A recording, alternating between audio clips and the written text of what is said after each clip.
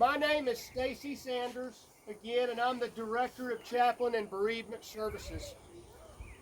The butterflies that you have in your hand are real butterflies, and they were shipped in refrigerated, and then for a certain period of time you remove them from the refrigeration and they go from dormant to alive. So here in a moment, when we open and release the butterflies, if you'll just gently and slowly undo each corner and then open each flap and allow the butterfly, when it's ready, to flitter and fly away. You might ask yourself, why a butterfly? Well, the first reason is because we kept reading about butterfly memorials and how much people enjoyed them. And I also remembered as a kid, like most of you, we studied butterflies growing up. And I would imagine that most of us, in the most general way, can even picture in our mind the metamorphosis that takes place in the life of a butterfly. But as I thought about butterflies preparing for today, the first word that came to my mind was change. They change from this form to this form to this form. And it's a drastic change. It's a life-altering change. Just like the life-altering change that comes when somebody that we love is no longer physically present with us.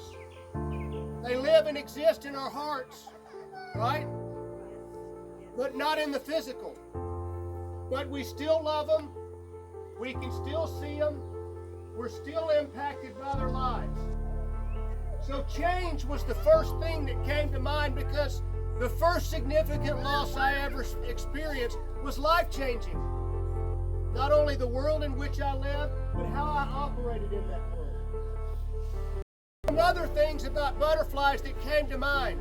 Things like hope. Things like endurance.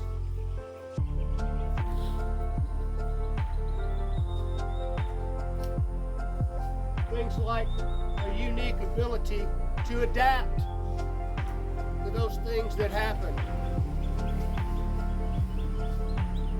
One of the reasons that I'm so thankful you're here today on your grief journey is because, again, I know it wasn't easy and that it took courage. And so again, thank you for being here. The last thing is this. The loved one that I'm reflecting on today was a beautiful individual. And as I think about the butterflies and as I think about them being released in just a minute, I see it as an opportunity for us to make the world in which we live an even more beautiful place. As we remember and hold on to the beautiful memories that we have from the one that we loved and the one that we've lost. I'd like to conclude with a prayer, and at the end of that prayer, we can begin to open the packages and just let the butterflies begin to flitter away on their own. And I hope that maybe you'll consider keeping the paper, because one thing it says is always in our hearts, and that's where they will always be. Even though they're not here, they'll be here. Would you bow your heads with me?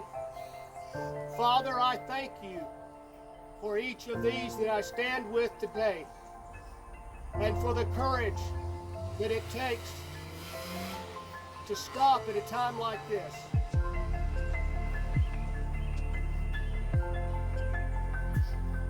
Father, I pray that you would comfort each one as only you can.